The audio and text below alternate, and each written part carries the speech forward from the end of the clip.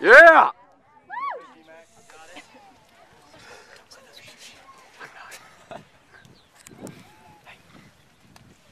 First of the tackles and throw me.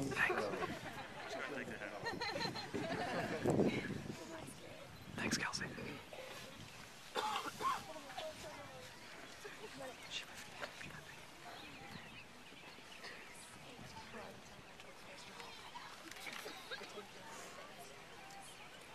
First of all, I'd like to thank you all for coming out tonight.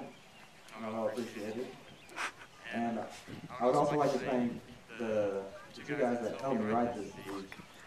My good friends Ethan Little and Cody Hyman. I really don't know what I could say right now if it wasn't for them. So. Oh my God. And I'd also like to congratulate Taylor Joyner, valedictorian. She worked very hard and she definitely deserves it. Okay, so when I was trying to start my speech, I was trying to think of a long, touching anecdote.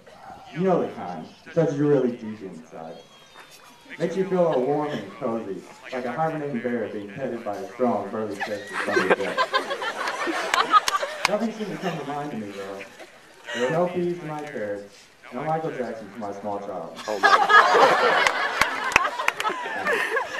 I started to freak out because graduation day was drawing near. My friend Ethan Little suggested I talk about what I've learned in high school and how I use it in the real world.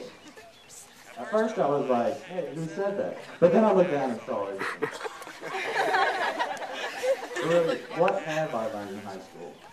I mean, have I really applied to anything I've learned? I told him I would sleep on it, think in depth about all the topics so large. Now I'm going to go home and sleep on it.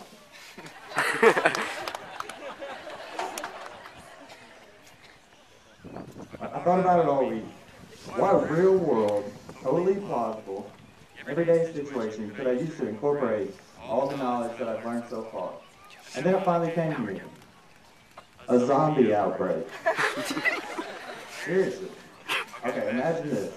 You're sitting in your house one sunny May afternoon when the window's open and a slight morning breeze comes through. All you can hear is the sounds of children playing in the playground across the street. Then all of a sudden a shrieking, feral howl is heard from the distance. I made a few quick physics calculations using the Doppler formula to determine the speed and direction of the sound. I saw the zombie horde, and I had only a few minutes to get to the safe location.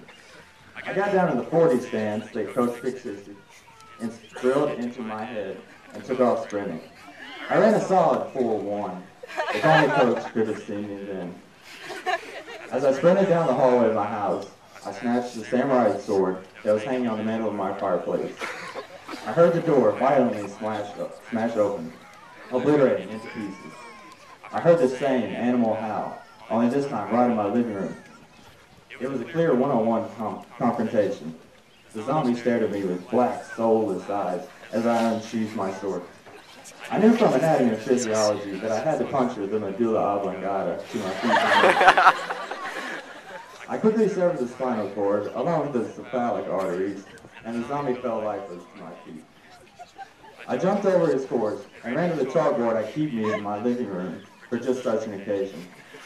I quickly calculated the exponential growth rate of the zombie swarm and took the antiderivative of that function to determine how much time I had before the plague engulfed my town. Advanced biology taught me in this situation to blame the liberal government, but I realized this would be nowhere, so I quickly erased my calculations and got to work on a formula for the antidote. My Chem 2 skills told me that acetylcholine and acetyl enzymes combine readily with the zombie DNA and neutralizes their nervous system reactions. I mix these chemicals in a Harry Potter style cauldron I keep next to my chalkboard.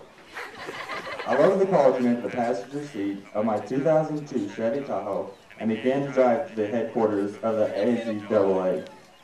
That's the Anti-Zombie Association of America, for those of you that don't know. As I was driving, I heard a noise to my left. I saw my fellow survivor, Caleb Stanley, goofing off in his yard, waving frantically at me as I drove by. I was so distracted that before I knew it, I hit a light bulb. I just sat there, stunned, watching the old, crumbly light bulb that should have been removed years ago, fastened to the top of my Tahoe. Scarecrow, however, was saved. But then out of nowhere, Jessica Alba pulled up in her red convertible and invited me to her zombie safe house. Doesn't really have anything to do with VHS, but it's my baby. I was faced with a tough decision. Cure the world of the zombie infestation, or repopulate the world with Jessica Alba. I took this golden opportunity and made the obvious choice. I decided to take Jessica Alba's offer, and now redheaded kids are never made fun of again. And none of this would be possible without the great teachers here at DHS. So on a serious note, the teachers at DHS really are second to none. Without this excellent staff, I would not have the critical thinking skills, intelligence, or readiness for future education that I now possess.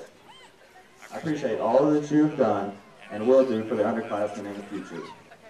At this time, I would like to officially congratulate the class of 2009 for their hard work and effort in achieving such a tremendous goal. I'm proud to call all of you my friends and classmates. We have been through a lot together, and I wouldn't trade you for anyone in the world. I hope my speech was entertaining and mind-blowing, and I hope you didn't sit there like mindless zombies.